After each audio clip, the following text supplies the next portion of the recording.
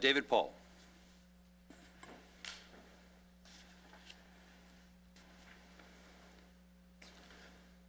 Mr. Vice Mayor and Council, good evening. I wanted to say something fun and happy tonight, so I was going to tell you a story. The other day, somebody said to me, how do you maintain your optimistic point of view and have such a dim view of the future? And I don't have a dim view of the future. Our future is based on random possibilities, the decisions we make today. That's what constitutes the future. But also, I like to use the mental technique of waking to the wonder of the day. And I have to do that many times a day to right myself.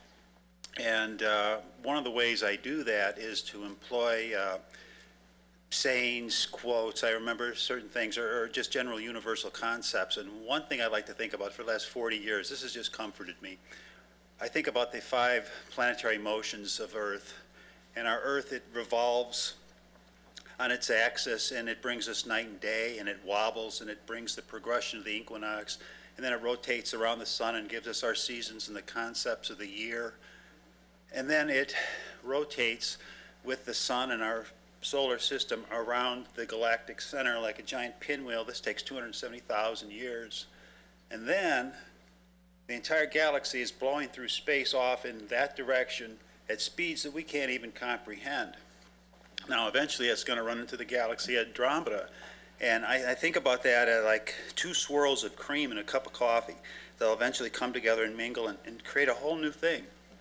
But one thing that fascinated me a couple weeks ago, I was watching a show on this Andromeda collision, this inevitable, and the guy was saying that because of the vast distances of intergalactic space, even when these 2 giant galaxies merge together, no single star will collide because there's so much vastness in between it.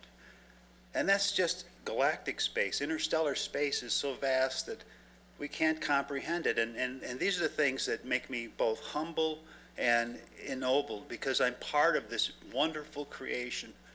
And all we have to do is our best and spread joy. And that's what I love to do. And thank you for hearing me tonight. Thank you. Cynthia Spears.